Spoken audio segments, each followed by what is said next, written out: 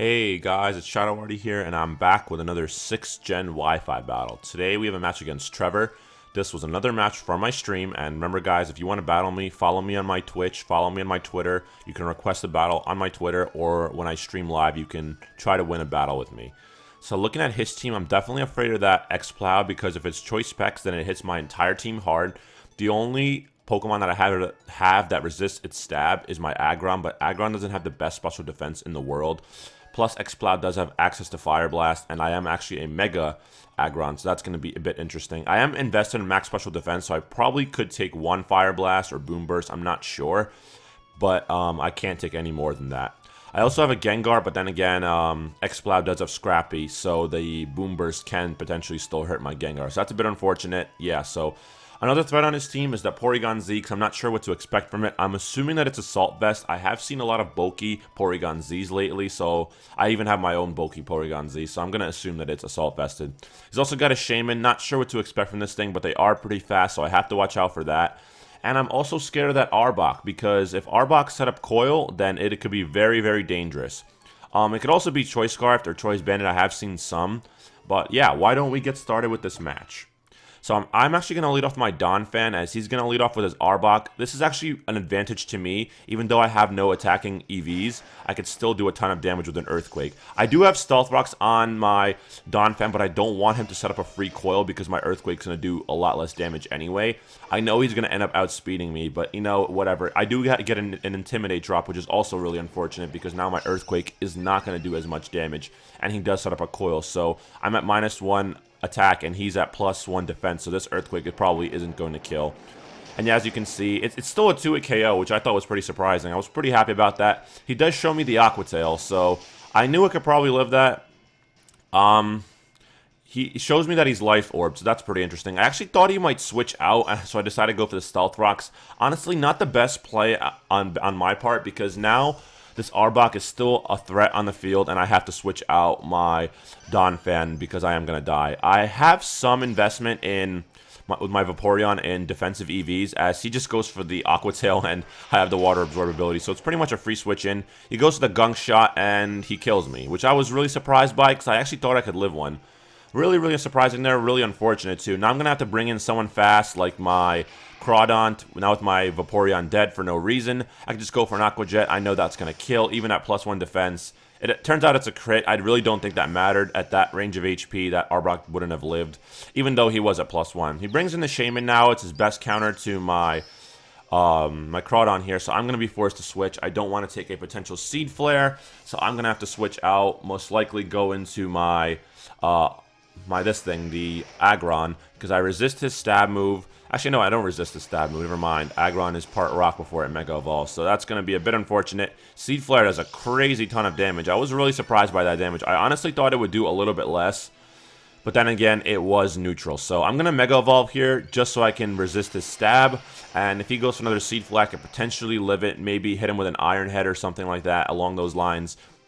He shows me he has the Earth Power, and I think that's going to kill me because, actually no, I live that pretty well because it's not stab, and I'm able to get off an Iron Head. I know it's not going to kill the Shaman because it's probably bulky anyway, but then again, I'm going to die to the next Earth Power anyway. I was really surprised I lived that Earth Power. I am invested in max special defense, so it's not surprising I could take one, and plus it isn't stab. So the next Earth Power is going to take out my Aggron, unfortunately, and I'm going to lose a huge wall, and that really sucks because now I'm going to be... But the good news is I can still bring in a counter to this Shaman.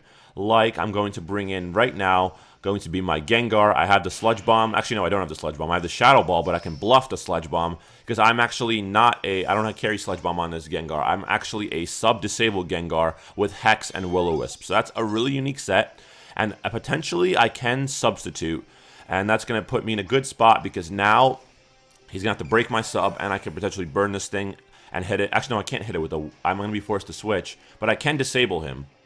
Turns out that I'm actually faster. He shows me the Dark Pulse. That's really unfortunate.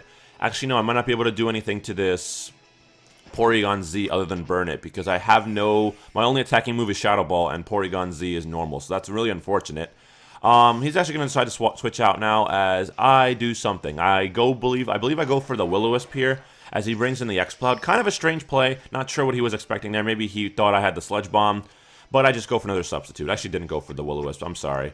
And since I can't carry this, and unfortunately that's a bad play on my part because Boom Burst goes through subs because it is a sound-based move. So I'm gonna be forced to switch and bring in my Donphan, pretty much as death fodder, because I really have nothing to take a Boom Burst now. If my Aggron dead, I'm gonna have to lose my Donphan, and that's really unfortunate. But I can potentially bring in a counter, so it's not the worst situation in the world. I decided to bring in my Crawdaunt now. I can go for the potential knockoff. He's going to decide to switch out. It's his best play. He doesn't want to lose his choice specs. He decides to bring in the Shaman, as I believe I just go for the knockoff. It's really my best play because I mean, why not, you know? I hit the knockoff, which is nice. It almost kills the Shaman, which is nice, and then I can potentially just go for a Aqua Jet. But I actually didn't go for the Aqua Jet for some reason, and I get hit with the Seed Flare. And I honestly don't agree with that play. Not sure what I was thinking there. Pretty bad play on my part, honestly, because I get the special defense drop and I just go for another knockoff. That was a really bad play on my part. I honestly should have just Aqua Jetted, and that brings me down to my Sash. So a bit unfortunate. He decides to go into the Heracross now, and yeah, that's kind of sucked because I lost my Donphan, I lost my Vaporeon, I lost my Aggron, so I really have nothing to take hits from this Heracross. I do have my Gengar, potentially. I do resist the stabs, which I guess I do have that. He's going to Mega Evolve now, show me that he is the Mega Heracross. That is pretty scary because I'm not sure what he can do to me.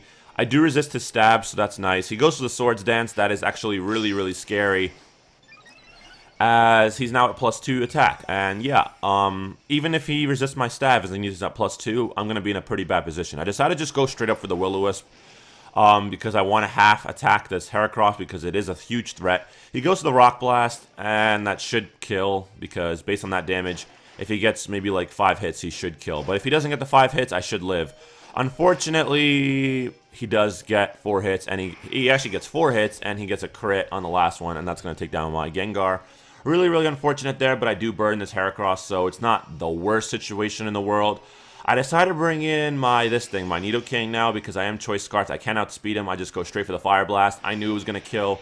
I figured he would stay in, get a little bit greedy because he did set up a Swords Dance, but even though I did burn him, honestly, this was probably his best play because he didn't know what I wanted to go for. Now he has a free switch into his Relicanth, and I'm going to be forced to take a potential Earthquake or Head Smash or whatever this Relicanth's going to go for. I decided to switch out because I don't want to take that, obviously.